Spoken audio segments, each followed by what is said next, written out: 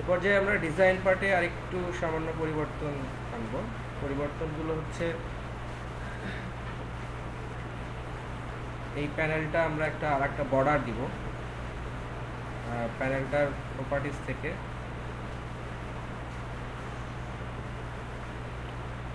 আমরা এরকম একটা লাইন বর্ডার ইউজ করব। লাইন বর্ডারের থিকনেস কতটুকু থাকবে, থিকনেস আমরা দিলাম হচ্ছে 2, আর কর্নারটা রাউন্ডেড করে দিলাম।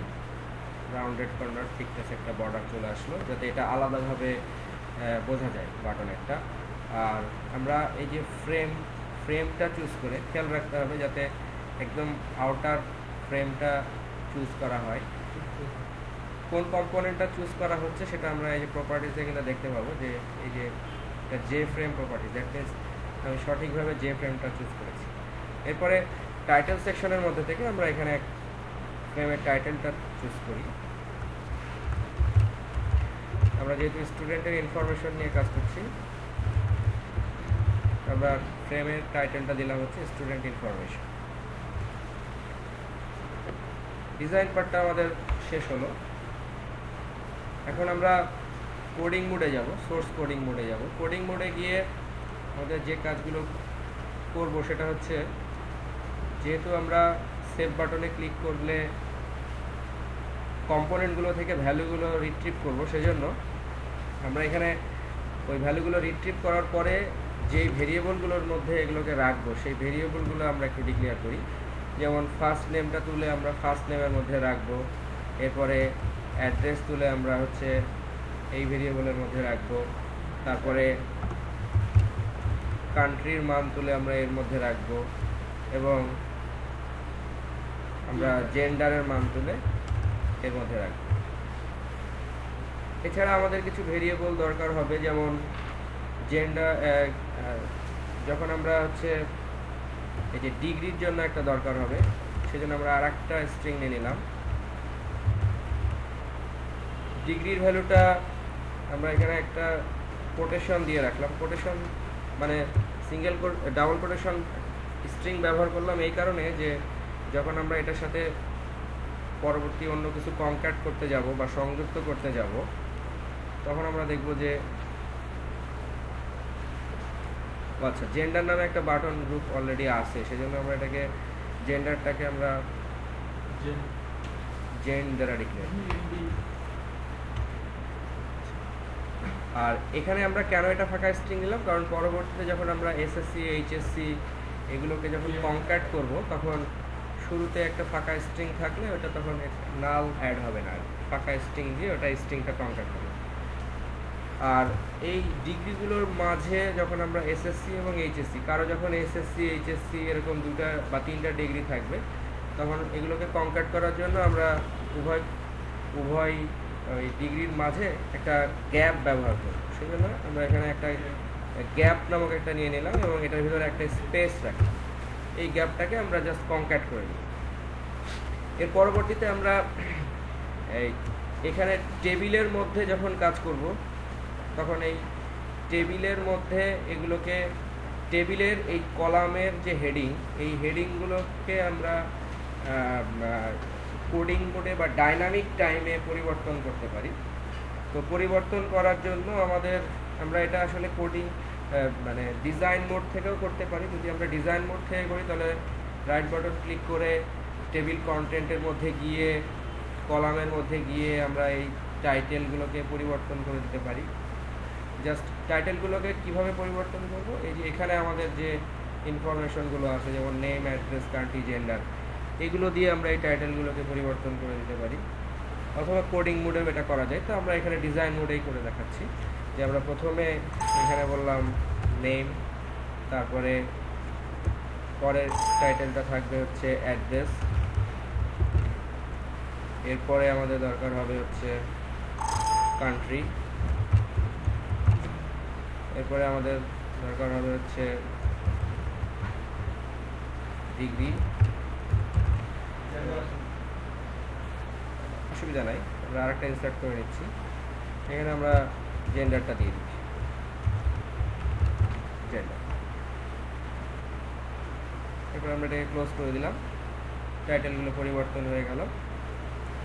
এরপরে আমরা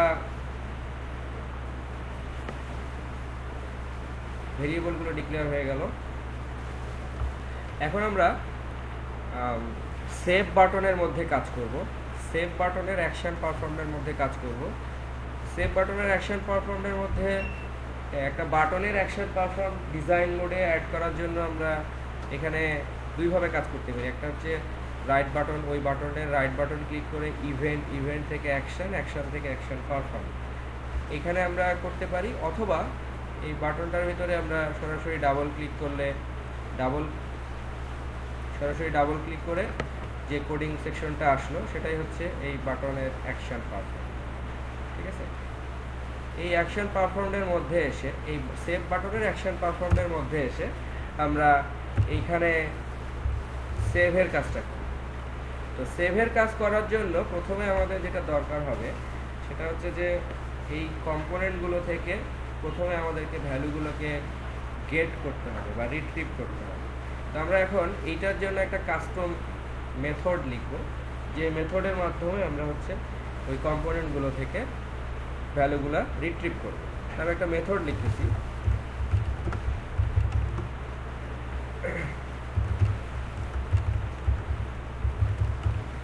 আমরা যেহেতু অল রেকর্ডগুলোকে গেট করছি, মেথডের নাম দিলাম হচ্ছে গেট অল রেকর্ড।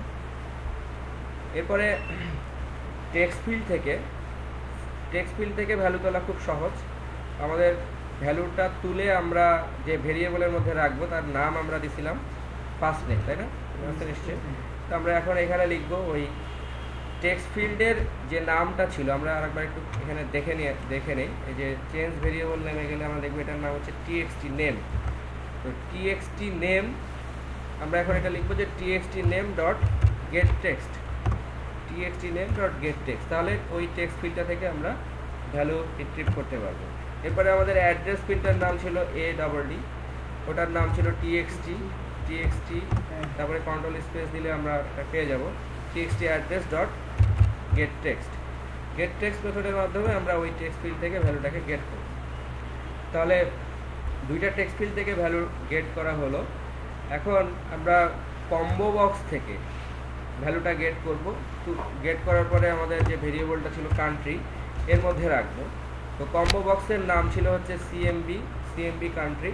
কারণ কম্বো বক্স থেকে ভ্যালু তোলার জন্য আমাদের লিখতে হবে যে গেট সিলেক্টেড আইটেম, এটাকে আমরা টু স্ট্রিংয়ে কনভার্ট করে নিতে পারি যাতে স্ট্রিংয়ে কনভার্ট হয়। গেট সিলেক্টেড আইটেম, যে আইটেমটা সিলেক্টেড থাকবে সেই সিলেক্টেড ভ্যালুটা কান্ট্রি নামক ভেরিয়েবলের মধ্যে আমরা দিই। মানে এটার মাধ্যমে আমরা কম্বো বক্স থেকে ভ্যালুটা রিট্রিভ করতে পারবো। এখন আমরা ওই রেডিও বাটন থেকে ভ্যালু তুলব। তো রেডিও বাটন থেকে ভ্যালু তোলার জন্য আমাদের এই রেডিও বাটনগুলো যদি আমরা একটা আলাদা নাম দেই তাহলে একটু ভালো হয়। তো আমরা এখানে রাইট বাটন ক্লিক করে এই মেল, এটার নাম দিলাম আমরা হচ্ছে এটার আমরা নাম দিই হচ্ছে রেডিও বাটনের জন্য RD আর মেলের জন্য হচ্ছে মেল। তো আমরা এটার নাম দিলাম হচ্ছে RD মেল, আর এটার আমরা নাম দিই হচ্ছে RD ফিমেল। এখন রেডিও বাটন থেকে ভ্যালু তুলে আমরা রাখবো হচ্ছে কোথায়, তার আগে আমরা চেক করে দেখবো যে কোন রেডিও বাটনটা চেক অবস্থায় আছে।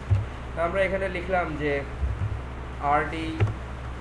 RD মেল, আমরা লিখলাম যে RD মেল ডট, এটা যদি ইজ সিলেক্টেড থাকে, দ্যাট মিনস এটা যদি সিলেক্টেড থাকে তাহলে আমরা মেল ভ্যালুটা তুলে যে ভেরিয়েবলের মধ্যে রাখবো সেই ভেরিয়েবলের নামটা ছিল হচ্ছে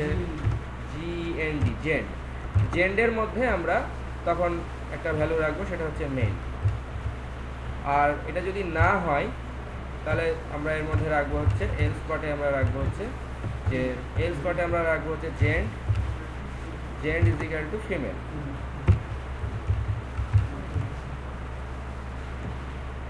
তাহলে এই অংশটুকুর মাধ্যমে আমরা হচ্ছে রেডিও বাটন থেকে ভ্যালুটা রিট্রিভ করলাম। এরপরে আমরা ভ্যালু গেট করব হচ্ছে কোথা থেকে, চেক বক্স থেকে। চেক বক্স থেকে ভ্যালু তোলার জন্য চেকবক্স থেকে ভ্যালু তোলার জন্য আমরা ওই মনে আছে আপনাদের এখানে নিশ্চয়ই যে এখানে আমরা চেকবক্সগুলোকে একটা প্যানেলের মধ্যে রাখছিলাম। তো এখন আমরা কি করব, এই প্যানেলের মধ্যে একটা লুপ চালাবো, ঠিক আছে। তো আমরা একটা ফর লুপ নিয়ে নিলাম এবং ইনিশিয়ালি এটা i = 0। এইখানে আমরা ব্যবহার করব হচ্ছে ওই প্যানেল, অর্থাৎ ওই প্যানেলের আমরা একটা নাম দিছিলাম, যে প্যানেলের বোধহয় একটা নাম দেওয়া হয় নাই, আমরা এই প্যানেলের একটা নাম দিয়ে দিই। তো এই প্যানেলের আমরা নাম দিলাম হচ্ছে প্যানেল ডিগ্রি।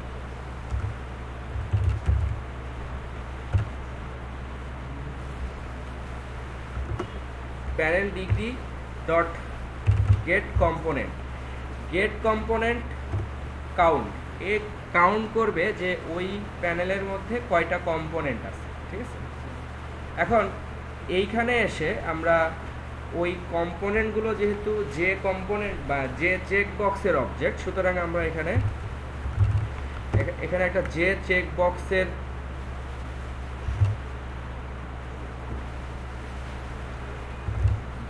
বক্সের একটা অবজেক্ট তৈরি করব, যে চেক বক্স। এটাকে আমাদের ইম্পোর্ট করে নিতে হবে এই কারণে যে গ্রাফিক্যাল মোডে এগুলো সব ইন্টারনালি ইম্পোর্ট হয়। এই যে এগুলো সব, এই যে এখানে ইম্পোর্টটা হচ্ছে ইনলাইন ইম্পোর্ট, সেই কারণে এটাকে আমাদের আলাদাভাবে ইম্পোর্ট করে নিতে হলো। এখন এইখানে চেক বক্সের যে অবজেক্টটা আমরা তৈরি করব সেটা হচ্ছে ওই প্যানেল ডিগ্রির ভিতরে যে গেট কম্পোনেন্টটা আছে, এখান থেকে আমরা ওই কম্পোনেন্টটাকে গেট করব। কম্পোনেন্টটা দ্যাট মিনস এটা হচ্ছে ফার্স্ট কম্পোনেন্ট, 0 যখন হবে তখন এটা হচ্ছে ফার্স্ট কম্পোনেন্ট। তো ফার্স্ট কম্পোনেন্টটা দ্যাট মিনস এইটা, তারপরে এইটা, তারপরে এইটা, তারপরে এইটা। তো এগুলো যে আবার চেক বক্স, সেটার জন্য আমাদেরকে এই কম্পোনেন্টটাকে আবার হচ্ছে যে চেক বক্সে কাস্ট করে নিতে হবে, ঠিক আছে। আমরা এটাকে কাস্ট করে নিতে হবে এই কারণে যে এই কম্পোনেন্টটা যে কোনো কম্পোনেন্ট হতে পারে। তো আমরা এটা খেয়াল রাখবো যে এখানে শুধুমাত্র এনশিওর করবো যে এই প্যানেলটার ভিতরে কেবলমাত্র চেক বক্সই থাকবে, আর অন্য কোনো কম্পোনেন্ট থাকবে না। কারণ অন্য কোনো কম্পোনেন্টকে যদি আমি আবার চেক বক্সে কাজ করতে যাই তখন আবার একটা ইরর দেখা দিবে, যার কারণে আমি এনশিওর করব যে ওই প্যানেলের মধ্যে কেবলমাত্র চেক বক্সই থাকবে, যাকে আমি চেক বক্সে কাস্ট করে নিই, ঠিক আছে।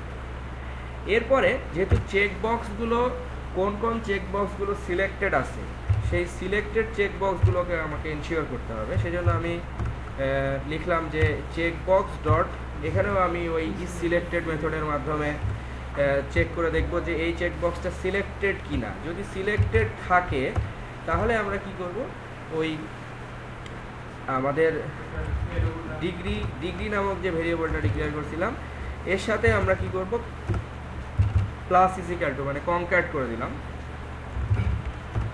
চেকবক্স ডট, চেকবক্স থেকে ভ্যালু তোলার জন্য মেথডের নাম হচ্ছে গেট টেক্সট। ভ্যালুটা তুলে আমরা হচ্ছে এই ডিগ্রির সাথে কনক্যাট করে দিলাম। এবং এখানে যেহেতু আমরা কনক্যাটের কাজ করছি, এই কনক্যাটের কাজটা করার জন্যই এই কোডগুলো অটো জেনারেটেড ইনিট কম্পোনেন্টের মধ্যে কনক্যাট করব, সেই জন্যই আমরা এখানে ব্ল্যাঙ্ক স্ট্রিং রাখি। আমরা দেখতে পাচ্ছি যে এগুলোর মধ্যে আমরা রাখি নাই, কিন্তু এগুলোর মধ্যে রাখছি, কারণ কনক্যাট করতে গেলে ইনিশিয়ালি এটা নাল এসে পড়বে, তখন নালের সাথে এটা কনক্যাট হয়ে যাবে, যার কারণে এটাকে আমরা ফাঁকা স্ট্রিং রাখছি। এরপরে আমরা একবার অ্যাড করার পরে ওই ডিগ্রির সাথে আবার আমরা কি করব, ওই গ্যাপ নামক ভেরিয়েবলটাকে অ্যাড করবো, যাতে একটা ব্ল্যাঙ্ক স্পেস সংযুক্ত হয়। তাহলে এই গেট অল রেকর্ডস এই মেথডটার মাধ্যমে আমরা কি করলাম, সবগুলো কম্পোনেন্ট থেকে ভ্যালুগুলোকে আগে তুলে নিলাম। ওকে, এখন এই মেথডটাকে আমরা কোথাও কল করি নাই, তো এই মেথডটাকে আমাদের এখন কল করতে হবে। এই যে আমাদের যে সেভ বাটনের যে অ্যাকশান ছিল, আমরা আবার এখান থেকে যাই, আমরা যদি এখান থেকে যাই তাহলে দেখবো যে এটা এখানে আসছে। তার মানে এইখানে এসে আমরা এখন লিখবো যে প্রথমে ওই গেট অল রেকর্ডস এই মেথডটাকে কল করব।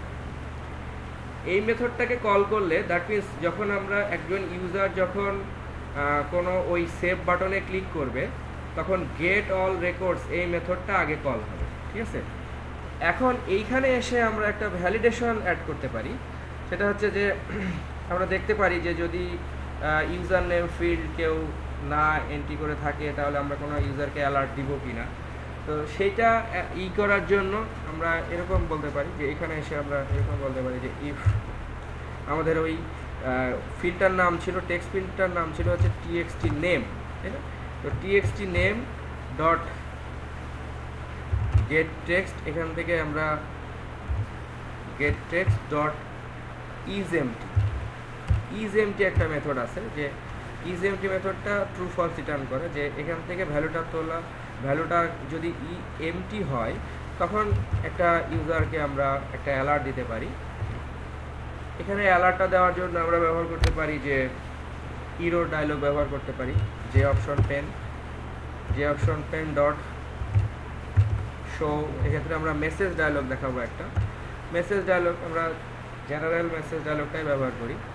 এইখানে আমরা মেসেজের ভিতরে দেখাবো যে প্লিজ এন্টার নেম, এটা দেখাবে। আর ওই টেক্সট ফিল্ডে যেন আবার ফোকাস করে সেজন্য আমরা আবার ওই টিএক্সটি নেম ডট ফোকাস করার জন্য মেথডের নাম হচ্ছে রিকোয়েস্ট ফোকাস।